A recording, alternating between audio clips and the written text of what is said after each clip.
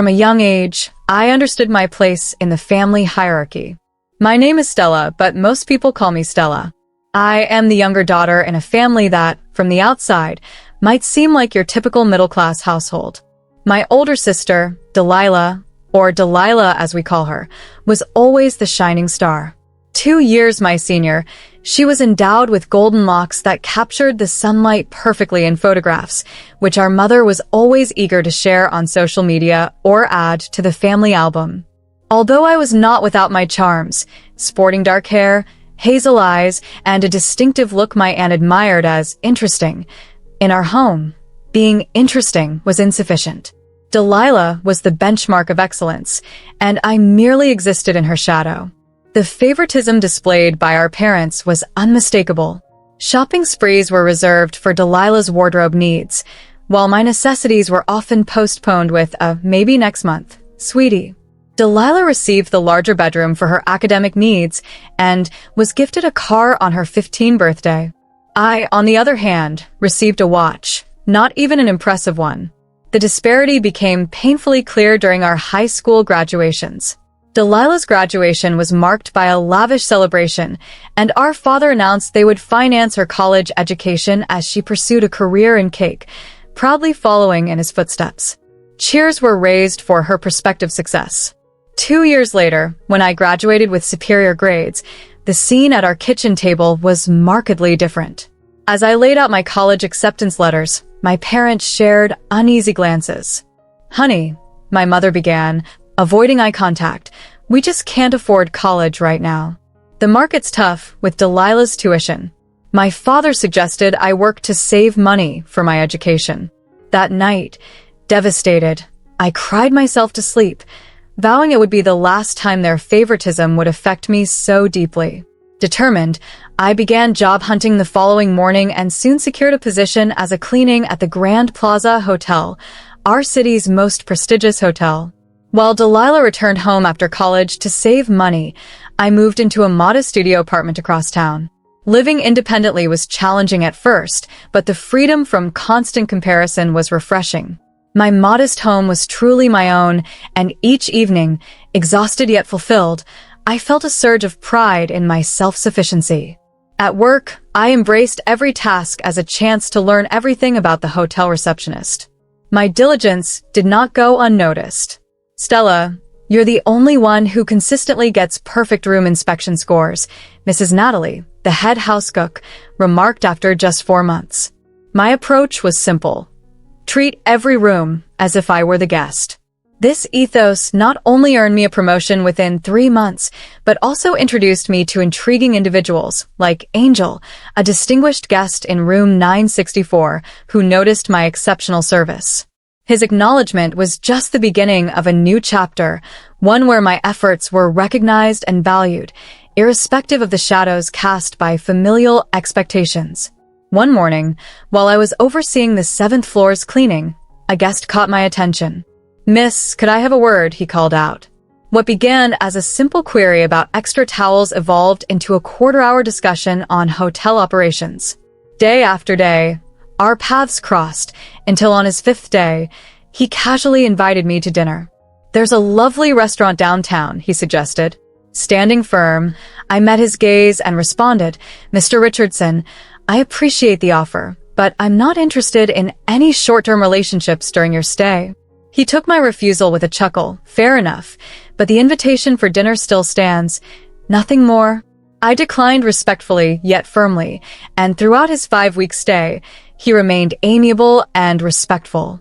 Upon his departure, Mr. Richardson left me his business card, which I stowed away, thinking little of it.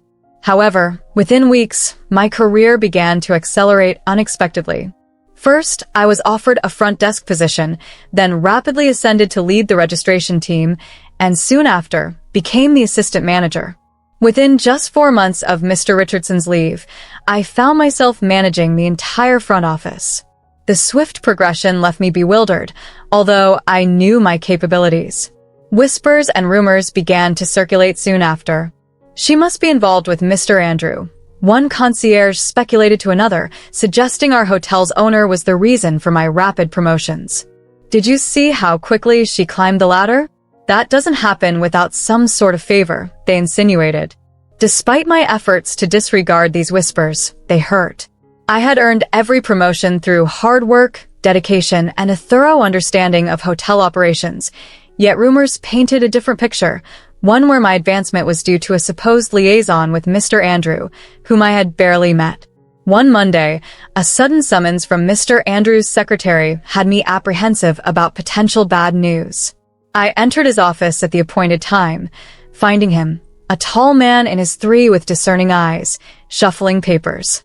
"You've done exceptional work, Stella," he began, "but there's an issue we need to address about your role as front office manager." My heart sank, anticipating the revelation of my perceived underqualification. "It's time for you to go to college, Stella," he announced unexpectedly. Confused, I blinked. "The hotel will accommodate your schedule, of course. We want you to pursue your degree while maintaining your position here." His words, far from what I had feared, spun my head in a wholly different direction, offering an unexpected but welcome twist to my career path. I was at a loss for words when my boss unexpectedly thanked me. He grinned as he reached into his desk drawer. "I don't usually listen to others when it comes to staffing decisions, but someone convinced me to keep an eye on you," he explained as he handed me a business card. The phone number on it looked familiar. It was the same one Mr. Richardson had given me several months earlier. Later that evening, as I sat in my apartment, I gazed at the card for what seemed like an eternity. With trembling hands, I finally picked up my phone and dialed the number. "I've been expecting your call," a familiar voice greeted me warmly after just 2 rings. "Are you friends with Mr. Andrews?" I inquired, my voice shaky. Angel laughed softly. "We go back 30 years. When I recommend someone, he trusts my judgment. And just so you know, all your promotions were based on your own merit. I merely suggested he recognize your potential." We talked deep into the night. He shared how, during his time observing my work, he had been impressed by my keen eye for detail and innate leadership skills. I reminded him of his younger self, he said, with a similar zeal to overcome any challenge. A couple of days later, we revisited the restaurant where we first met. This time, I enrolled in a college program for hotel and restaurant management, inspired by our conversations. Angel was a pillar of support, offering both emotional and practical help. He shared invaluable business insights that went beyond any textbook. Our relationship evolved effortlessly. There were no grand gestures or pivotal moments. We simply grew closer each day. "Move in with me," he proposed casually one evening as we enjoyed the view from his penthouse balcony. 3 months after that initial phone call, we were married in an intimate, stylish ceremony. I moved from my small studio to his luxurious penthouse. "You've really hit the jackpot," my friend Anna remarked during one of our coffee meetups. "Successful, handsome, and genuinely kind. Men like that are rare." She wasn't wrong. Angel supported my studies, celebrated my professional successes, and always made me feel valued, a stark contrast to my childhood experiences. Our happiness seemed to stir up the dynamics at family gatherings. My sister Delilah, who had always been the center of attention, now seemed to struggle with her personal life despite a thriving career. I often caught her eyeing Angel and me with envy during our family dinners. The same sister who had once ignored me was now unable to hide her jealousy. Despite her constant need for attention, I couldn't help but notice Delilah closely scrutinizing my ring throughout the entire Christmas dinner. Angel later commented on it, saying, "Did you see how intently Delilah was looking at your ring? It was as if she wanted to bore a hole through it with her gaze." It's true, Delilah has always been accustomed to having the finest things, and I sighed, realizing she was struggling with not being the focus of everyone's attention anymore. The tension only escalated when my parents began their mission to find Delilah a husband. At every family gathering, my mother would take me aside and, in her overly sweet voice, hint, "Surely Angel has some nice, single friends. Delilah isn't getting any younger, you know." My father was more straightforward, often saying, "Your sister deserves someone successful, like Angel. You should help her out.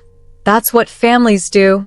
The irony of their words was not lost on me, especially considering these were the same parents who had not supported my education financially, but now wanted to leverage my connections for their favorite daughter. During an Easter dinner, Delilah cornered me in the kitchen and bluntly asked, "Why haven't you introduced me to any of Angel's friends?" I took a moment to really look at her.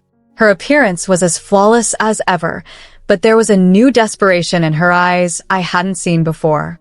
"Maybe because I don't want to manage someone else's romantic life," I responded cautiously. "Besides, relationships aren't just about finding someone wealthy." Delilah snapped back, frustrated. "Easy for you to say. You already landed a rich husband." I walked away from that conversation with a firm resolve to maintain my distance. Delilah's approach to finding a wealthy partner made me uncomfortable. It seemed more like a hunt for a prize rather than a search for genuine affection. I thought I had found my fairy tale ending, but over the next 4 years, subtle changes began to surface. Angel started coming home later, and his business trips became more frequent. Initially, I excused his absences. Busy periods at work were understandable, but his constant delays and excuses began to wear thin.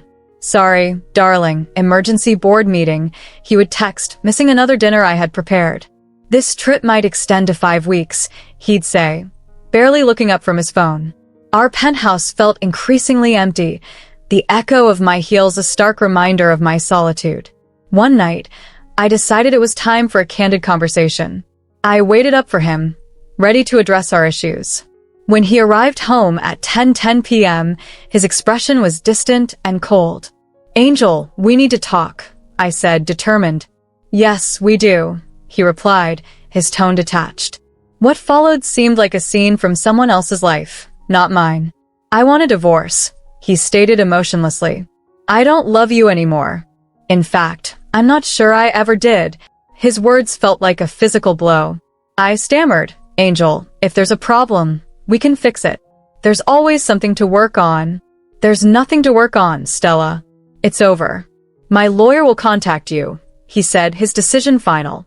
Everything moved swiftly after that, and within days, our lives together began to unravel. I received divorce papers unexpectedly, which made me realize that the prenuptial agreement I had signed, thinking it was just a routine document, left me with no rights to any assets, not our shared apartment, not any of his wealth, nor even the furniture we had chosen together. In shock, I quickly packed my belongings into 1 suitcases. With no place else to go, I reluctantly called my parents. "Mom, Dad, I need to stay with you for a bit," I managed to say, trying to hide the tremor in my voice. "Just until I sort things out." The ensuing silence was a clear warning of their reaction. "Oh, honey," my mom responded with insincere sympathy, "we're in the middle of renovations. The guest room is a mess."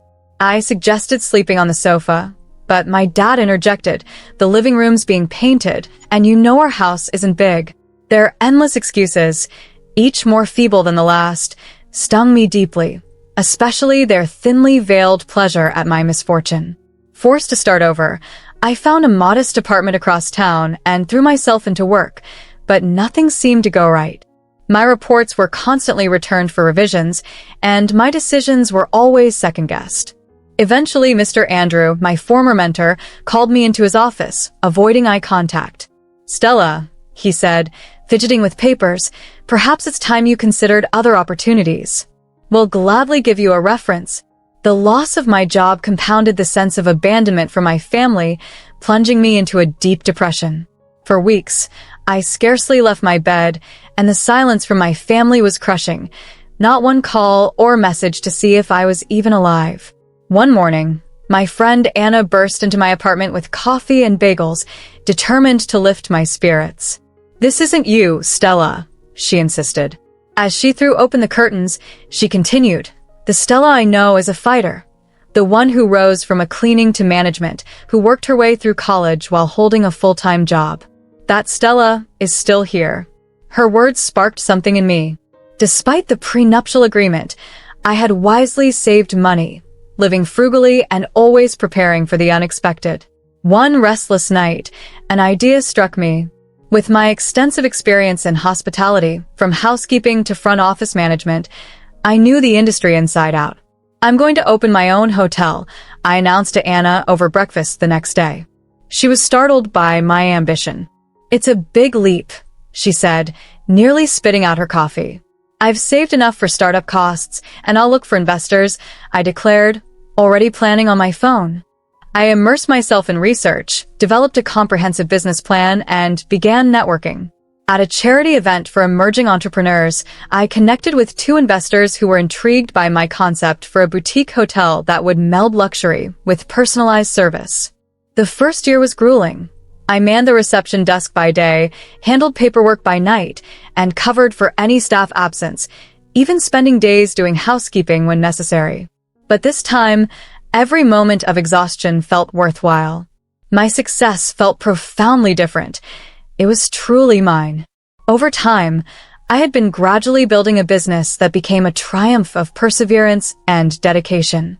Our hotel became known for its exceptional personal service and meticulous attention to detail. By the third year, we were making a profit, and by the fifth year, I had repaid all my investors, making the hotel entirely my own. During this period of success, my family had distanced themselves, cutting ties so thoroughly that it was as if I had never been part of their lives. There were no more invitations to holiday gatherings or family events. Initially, this rejection was painful, but over time, I came to see their absence as a blessing. It freed me from constant comparisons, subtle criticisms, and the persistent feeling of inadequacy. Occasionally, I would glance at my cousin Delilah's social media updates. Old habits are hard to break. I saw that she had achieved her dream of marrying wealthy and was now flaunting designer clothes for her baby and sharing photos from lavish vacations. As time flew by, our hotel didn't just succeed. It became a sought-after destination in the city for those who valued luxury combined with a personal touch. Travel bloggers often highlighted our distinctive service. Feeling a sense of gratitude and responsibility, I suggested to my management team that we organize something meaningful for the community. This led to the conception of our first charity gala to support educational scholarships for disadvantaged students, a cause close to my heart given my own educational journey. The gala transformed our grand ballroom into a dazzling venue and attracted local celebrities, business leaders, and media coverage. It was a huge success, significantly raising both funds and awareness. Following the gala, I found myself thrust into the public eye. 5 days later, an unexpected call came from the front desk. My parents were there, insisting on seeing me. Composing myself, I approached the lobby. They appeared older and still carried an air of entitlement. My mother attempted a warm greeting, which I cautiously avoided, and asked why they were there. My father, feigning hurt, expressed a desire to reconnect now that I was successful. I couldn't hide my skepticism, recalling their lack of support through my hardest times.